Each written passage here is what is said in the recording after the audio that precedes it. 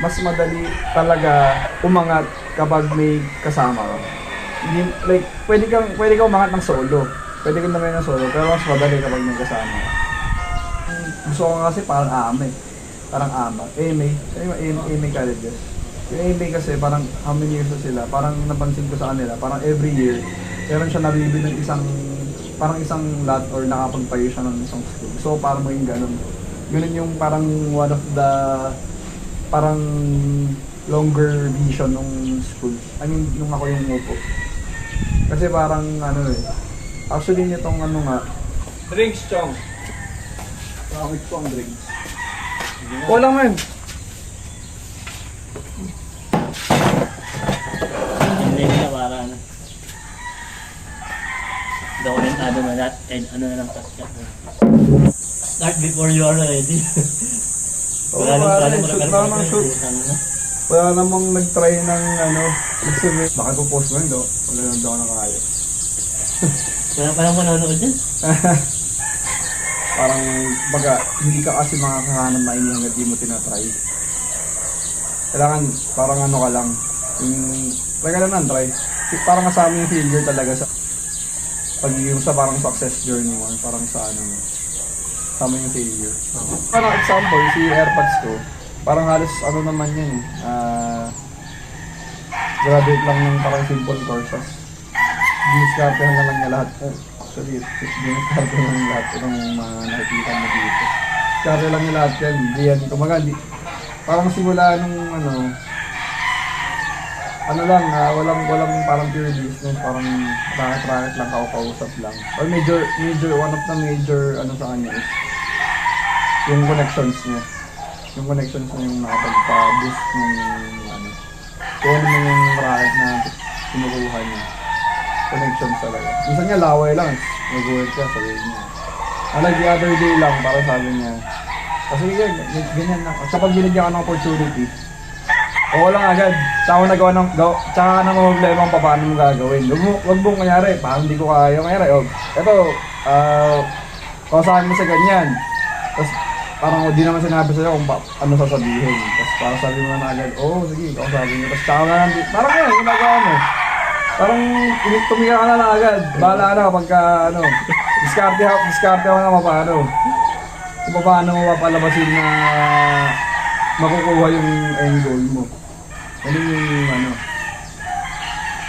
Ano bang trabaho ng ano? Wala ka, yun na.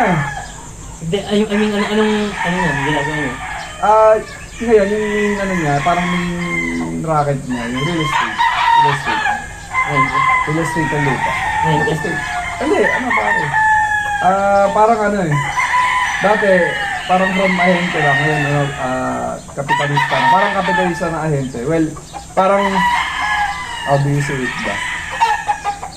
Parang ano eh, pag merong lupang dividenda, actually, gagawin, parang sabihin ahente, ganyan. Pero ang binili talaga siya. So, ang gagawin niya, magda-down muna siya. Down payment lang. So, wala sa kanya na yung, kumbaga, parang naka-reserve na. Tapos habang naka-reserve yun, naghahanap na ng another buyer. Yung tsaka ipapasa ng mas mataas. So, once yung new buyer, nag-down na. So, basically, bayad na yung pinang-down niya. Pero, in turn, sa kanya yung lupa, diba? Tapos, new price na kasi mas mataas na yung ewan ko, if buyer na yung mag-fulfill nung full payment. Kasama na dun yung kita niya. Actually, kaya pala sinabi yan, pero secret sauce yun ng na-observe ko yun. Na-decode ko yung ginagawa nila. Kasi parang basically wala ka nilabas. Wala ka nilabas, sasaya pa yung lupa. Kasi yung unang seller, ang alam niya, syempre ikaw yung Siyempre yung seller, wala namang pakialam eh. I mean, ako kausap mo, kahit malaman niya na, well, dapat di mo nga paalam kasi baka sabihin niya mag-back siya. Pero dapat kasi may kontrata yun. Siyempre, yung unang down payment mo, may kontrata na yun. Na kumbaga, ito, ako na buyer nito talaga. Parang ako, ikaw seller, may kontrata na tayo. Kahit, well, yung naisip ko is, if yung mga tao pala, like yung mga ordinary, like, siyempre, mga hindi pinanganak na may golden spoon or silver spoon, whatever you call that. ang talagang dapat tahakin nila is, kunyari work. So habang nag-work ka, dapat like alaga ng trading or any form of parang side hustle na madali lang. Tapos from trading, mag-aano ka kapag, for example, malapit yan sa trading, parang unti-unti ka na magbibili ng ano, parang ano lang, kahit yung mga mini lands lang, mga maliliit na lupa na parang alam mong parang someday may potential. Tapos kunyari, kung after some years, siyempre hindi naman agad-agad yun, after some years, o kunyari, lumapit ka, buy and sell mo yung lupa mo, so from buy and sell to land banking, parang yun na yung last, yung ano, kasi ang land banking, ano yan, mabagal ang cash flow dyan. Mabagal cash flow sa land banking kasi kaya nga land banking eh. Sabihin, tinatabi mo yung lupa mo for future, kasi parang knowing na in the future may malaking appreciation. Kaya land ba, di ba, ganyan sila Ayala, sila SM, lahat ng malaking conglomerates dito sa Pinas, yung mga real estate companies, ganyan ginagawa. Para magugulat ka, bakit sila nauna dun sa mga gandang beaches? Diba? Bakit sila nauna dun sa magagandang bundok? Land banking yun. Kasi nabibili nila ng mas mura. Ang kagandahan na kasi nun, ano, sila kasi kaya nila, may pera sila. Kumbaga, may bumili ako ng ganyan, for 1 billion sa ganyang lugar. Knowing na, ito parang secluded pa, walang tao. Eh parang, what if ikaw, 1 billion lang pera mo, saan ka kukuha ng pangkain mo? Eh sila, ang dami silang cash flow, kaya nagagawa nila. Kaya dapat pag land banking ka na, para matatag na yung foundation ng ano mo, kung saan ka nang kuha ng pang-araw-araw mo. Pang ganun. Pero yung sa amin, ano pa, malayo pa to. Pero kumbaga, I can say na yung kay father ko, parang ano na siya, well established na yung ano niya. Yung sana ang gusto kong mangyari, for me, I mean, parang sana 90% passive, tas 10% active. Kasi active yun. Kasi pupunta araw yun lang. Yeah. Yes, sir. Hello po. Mamaya, kwento ko sa'yo yung mga, kaya bakit may mga kausap na ganyan. Kung ano ba yung ako ba yan? Hindi, ano kasi, ako na kasi nagmamanage ng school dito. Yung may school kasi kami. Oo. Yung school na academic? Okay.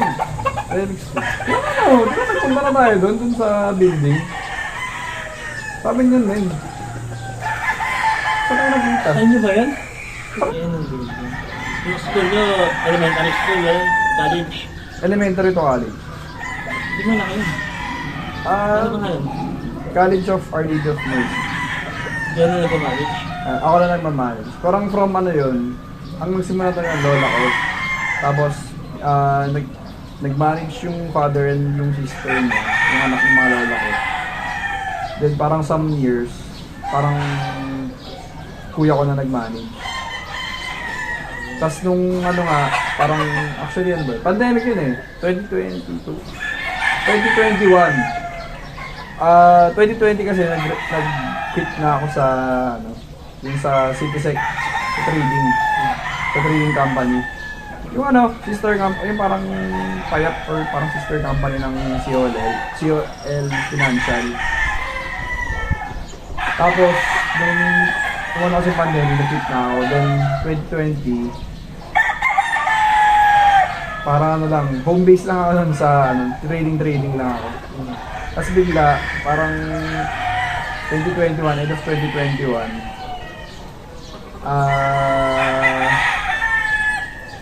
actually, namatay yung lola ko.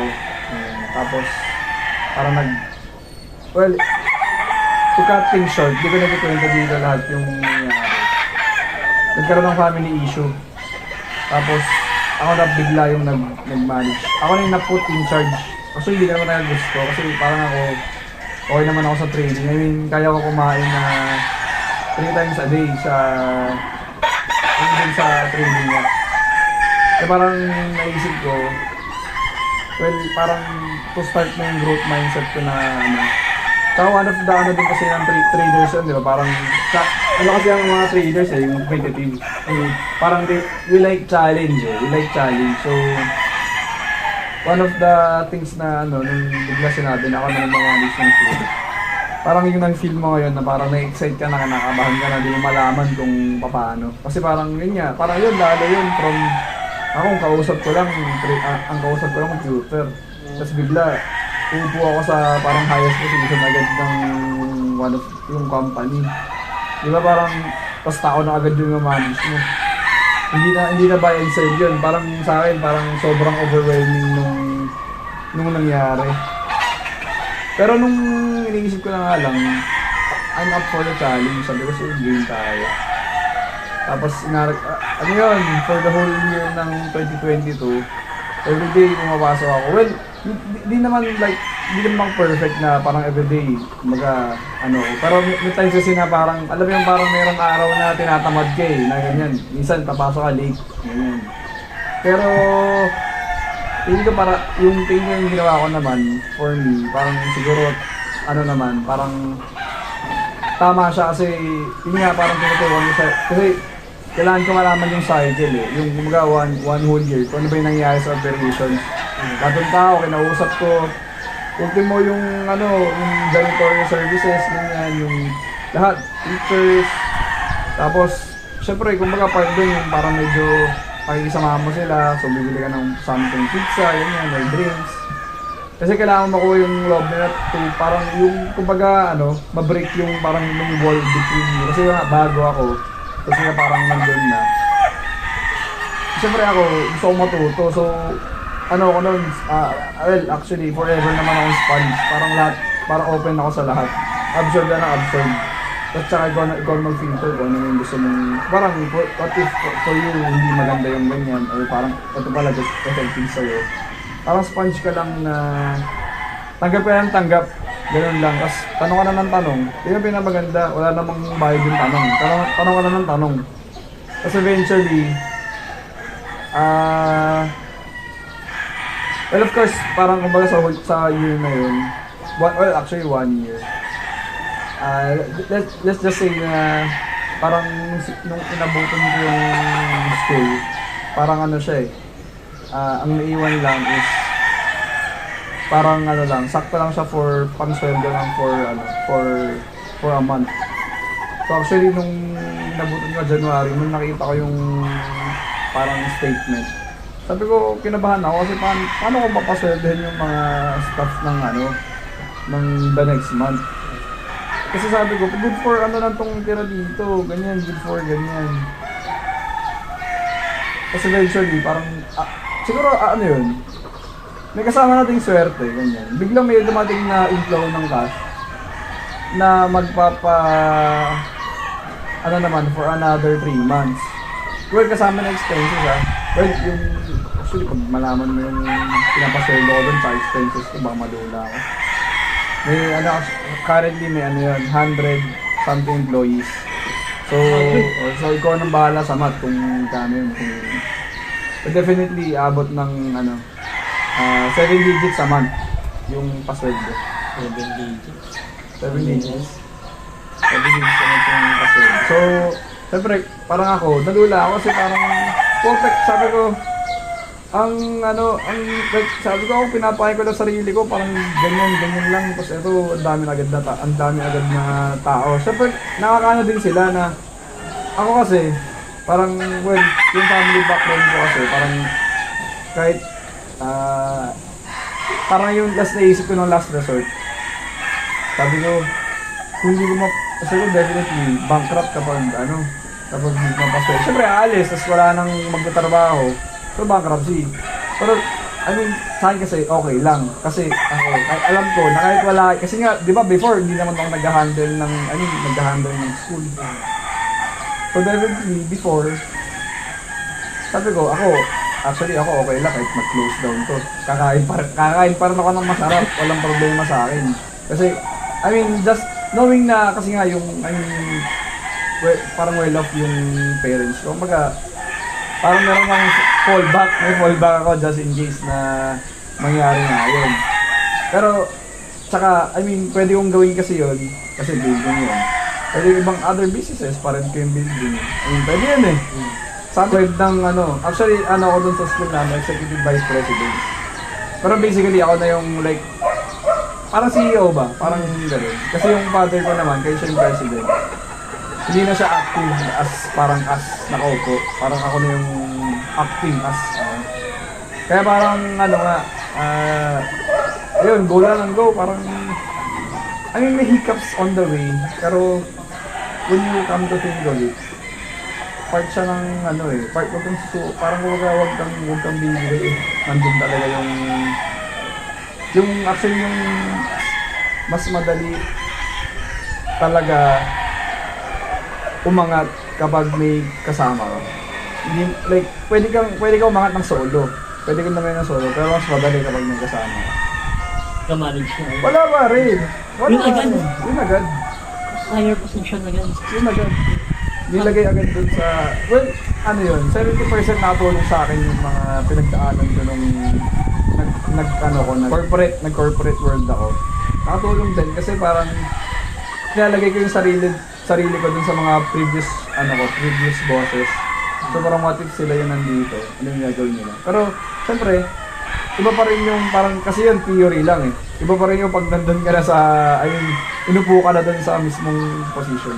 Ganun yung nangyari sa akin na, ano, parang, actually, nung una nga, ang iniisip ko, ano eh, ako yung sakripisyo sa, pamilya. Kasi parang, hindi ganun kadali, sakit ng ulo talaga yung, I mean, tao na kasi, kapag kasi tao na yung kausap mo, iba-iba yan eh. Like, sana kung kaya ko na i-clone yung sarili ko sa lahat ng 100 tao, kaya ko i-clone yung mindset ko sa 100 tao na yun, hindi working harmoniously. Siyempre, hindi naman that's not the case eh.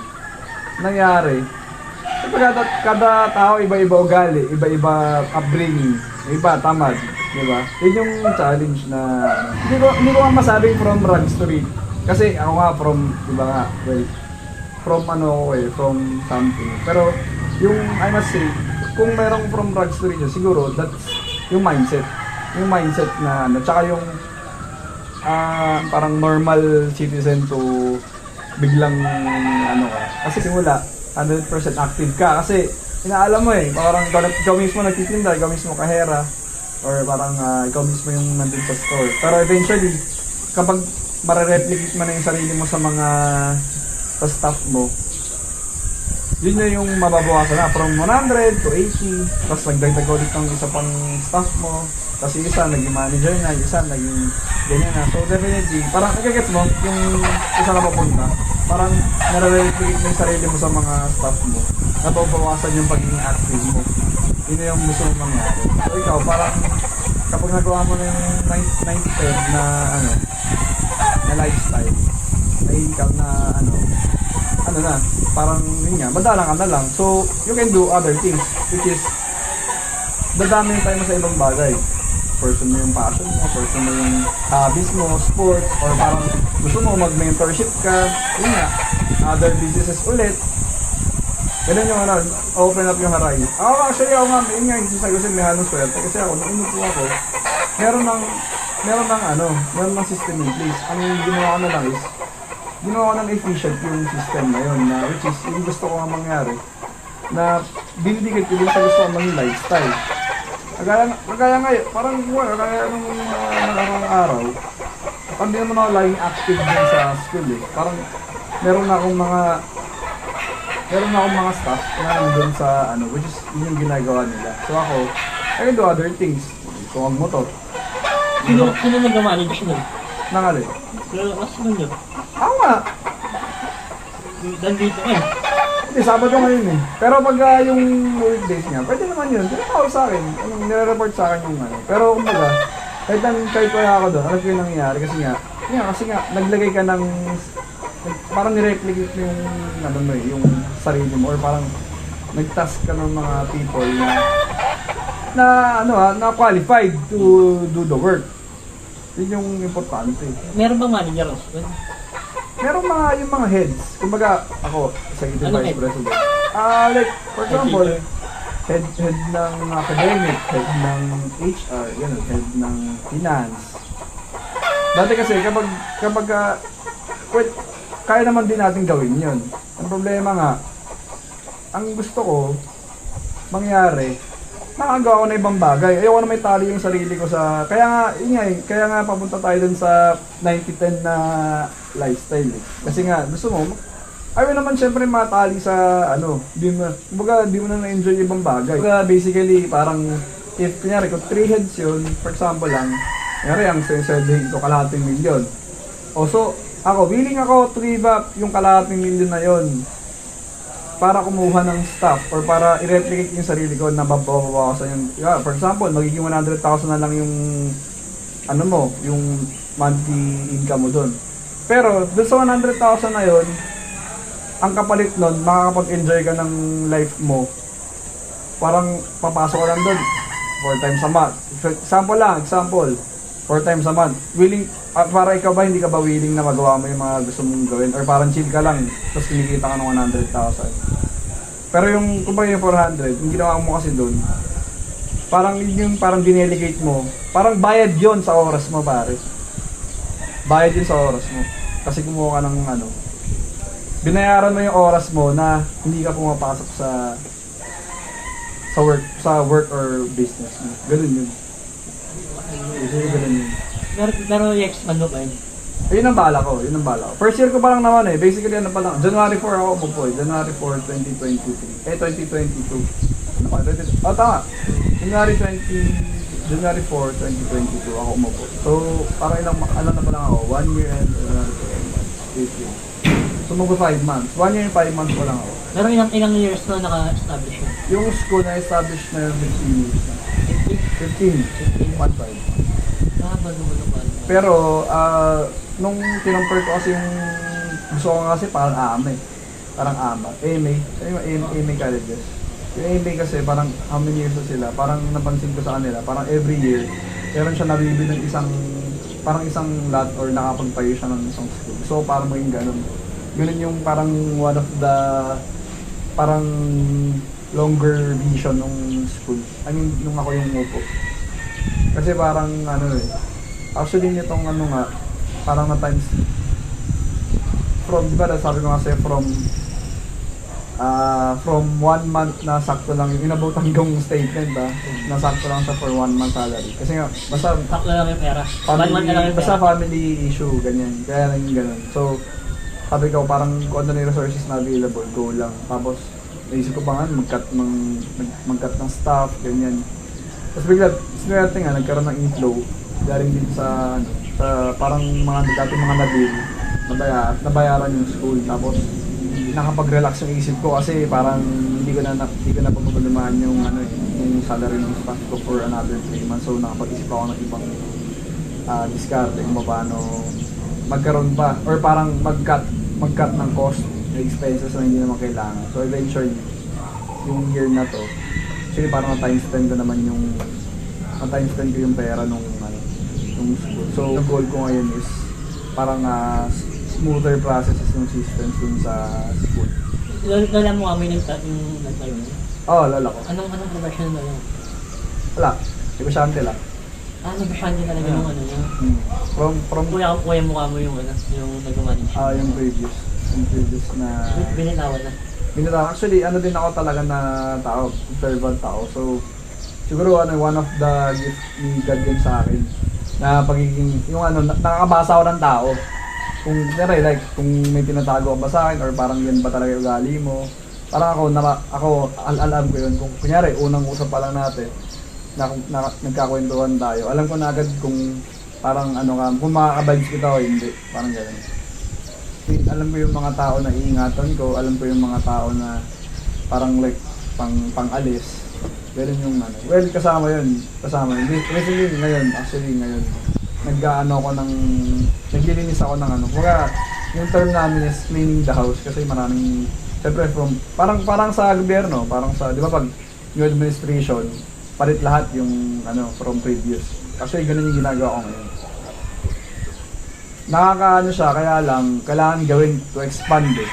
Kailangan mo lumaki, kapag gusto mo lumaki, kailangan mo magbawas ng loose weight. Sinutukoy ko dito yung staff na hindi on board sa goal mo. Gusto mo ng problema. Mababata ng mo dun. problem solving skills mo. Yun yung ano, yung tipong, sir, may problema po, ganyan. May problema po tayo sa ganyan. O sige, ganito gawin mo. Pag ganun, in layman's term, parang nagbigay ka ng solusyon. Pero yung solusyon mo, may manganganak ng isa pang problema. Laging ganun.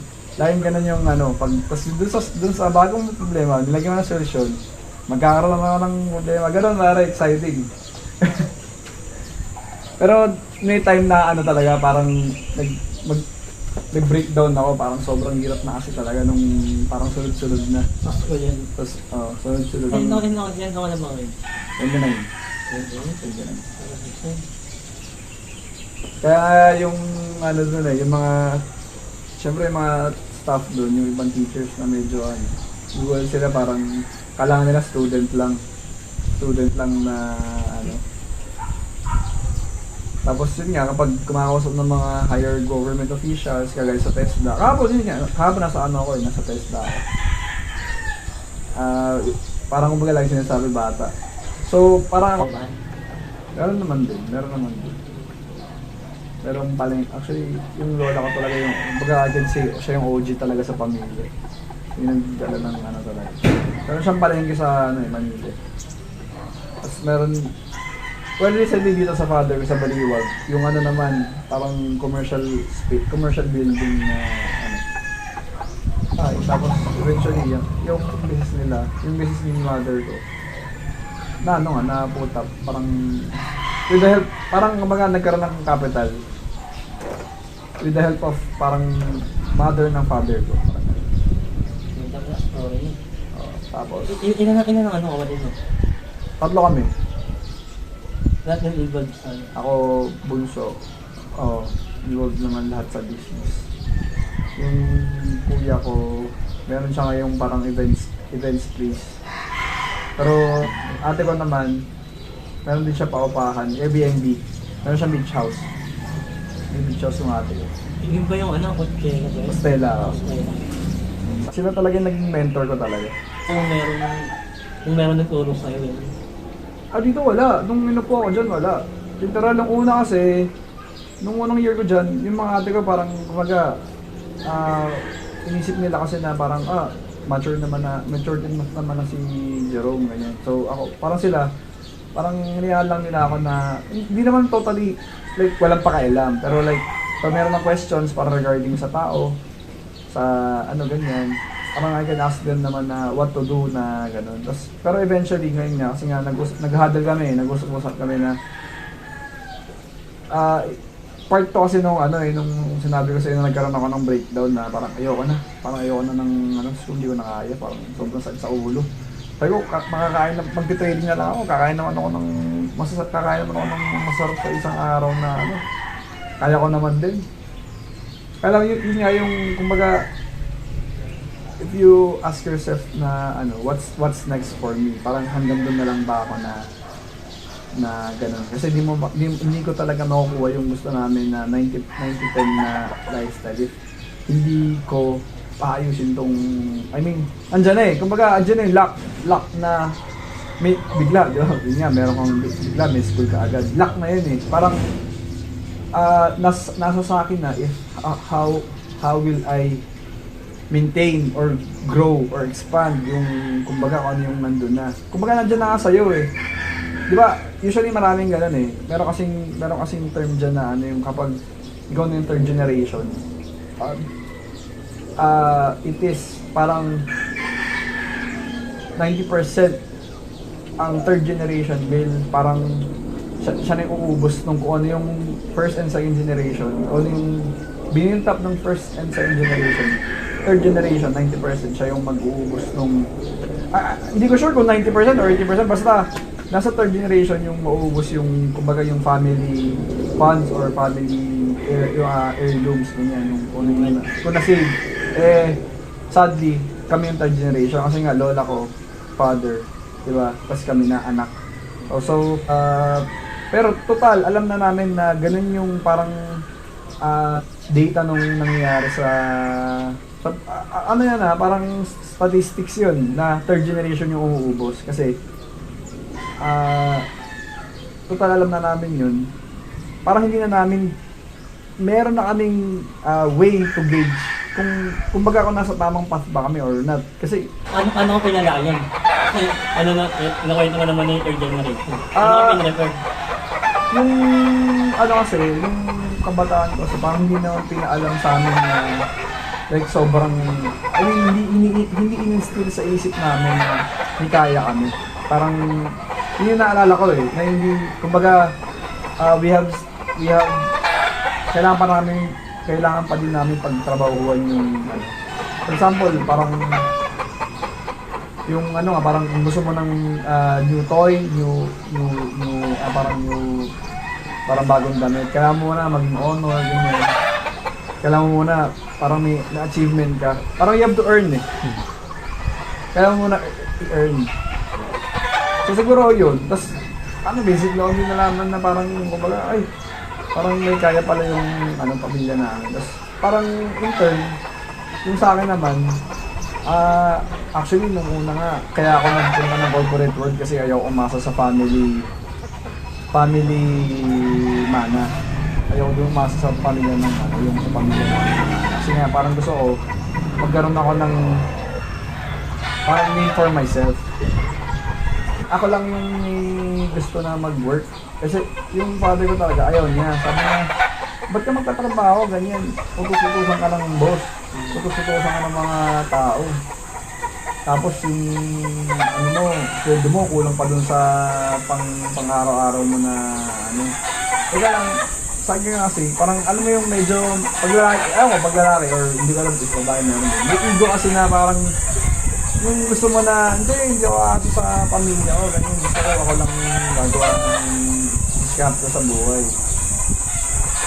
Pero eventually, masaya siya kasi yun kung point ako or hindi. Pero,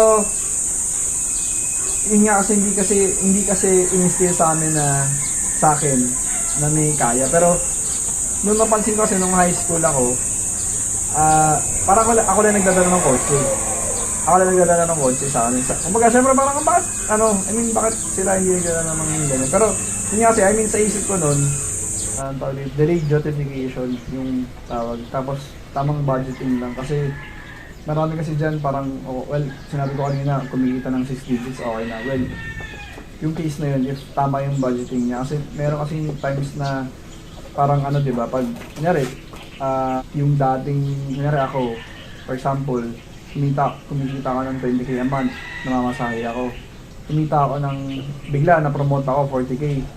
Pero bigla, ang ginawa ko, tinaas ko na agad, bumili agad ako kotse.